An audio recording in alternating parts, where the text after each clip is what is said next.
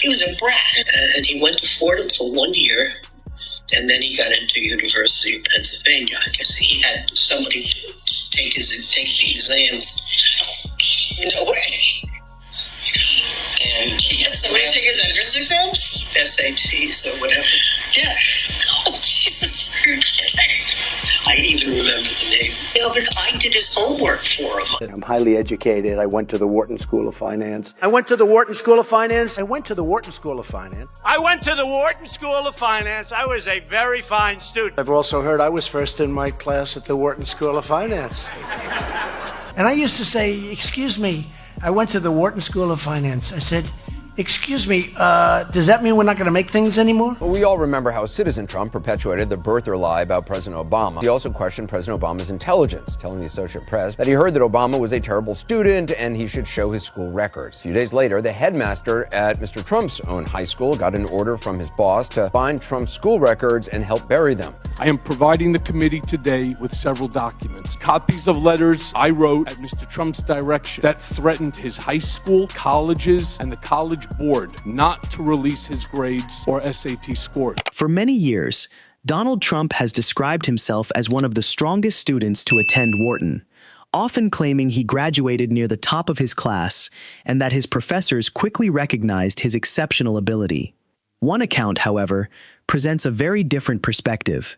It centers on William T. Kelley, a longtime marketing professor at Wharton who taught there for 31 years, from 1951 to 1982, and instructed thousands of business students during that time. Bragging in no shortage of degree about how smart he is and also his educational bona fides. They spoke to an admissions officer who was there at the time named James Nolan. He says the acceptance rate in 1966 was at 50%, and it was even higher for transfers like Donald Trump, who went to Fordham first. Nolan also told the Post he was not impressed with Trump's intellect. I certainly was not struck by any sense that I'm sitting before a genius, certainly not a super genius. It was not very difficult to get into work. According to Frank DiPrima, a longtime friend of Professor Kelley, the professor consistently shared the same opinion whenever Trump's name surfaced.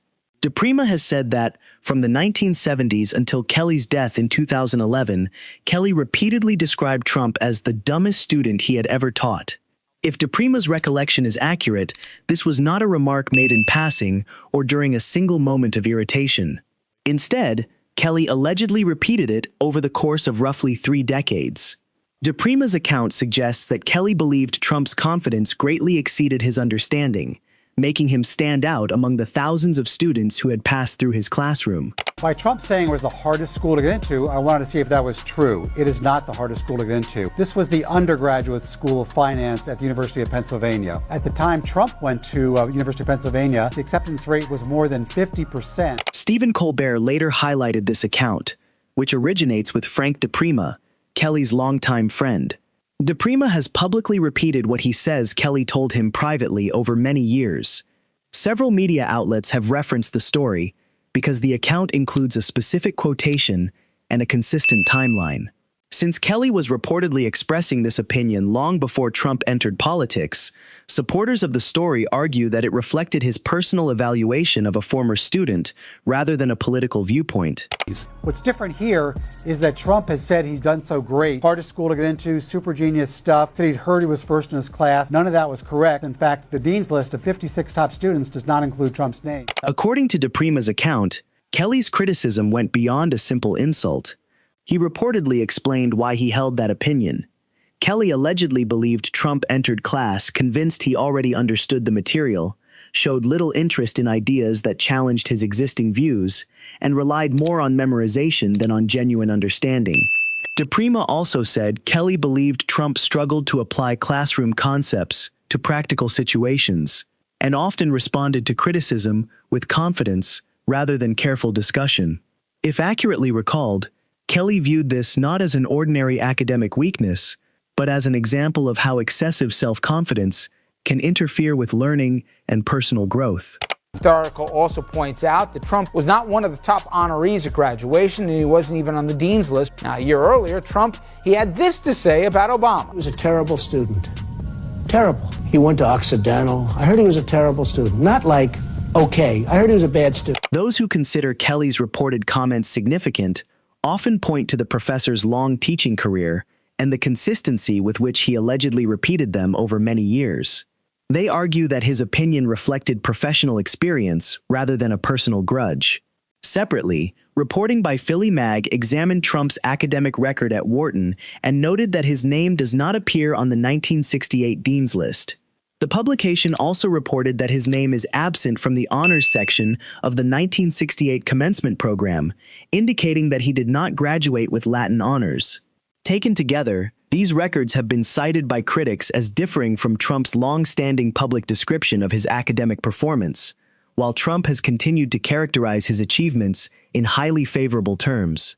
Well, Donald Trump has said for years that he is the top student at Wharton. Whenever people have questioned his intellect, he's referred to getting a degree, that it was the hardest school to get into. So essentially, I wanted to see if that was true and find out what exactly happened in getting into Wharton. Before continuing, if you're enjoying this content, consider subscribing. If you've already subscribed, thank you for your support. It helps make videos like this possible. Supporters of DiPrima's account emphasize another point they believe is important. Kelley reportedly expressed this opinion long before Trump became a national political figure. According to DiPrima, Kelley was making these remarks during the 1970s, when Trump was known primarily as a New York real estate developer. He allegedly continued saying the same thing through the 1980s, 1990s, and into the 2000s, well before Trump launched a presidential campaign. If that timeline is accurate, advocates of the story argue that Kelley's assessment remained consistent over several decades. DiPrima also said Kelley believed Trump's greatest weakness was not raw intelligence, but an unwillingness to accept correction. According to his account, Kelley felt Trump was so confident in his own conclusions that he struggled to absorb feedback or acknowledge gaps in his knowledge.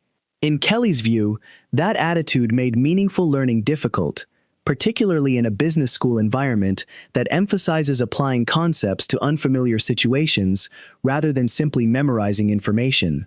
The publicly available academic records cited by PhillyMag, including the Dean's List and commencement honors, remain part of the discussion because they are official documents rather than personal opinions. Critics point to those records as evidence that differs from Trump's own descriptions of his academic standing, while Trump has continued to speak positively about his time at Wharton. The contrasting accounts have remained a subject of public debate for years, with supporters of each side relying on different sources to support their conclusions.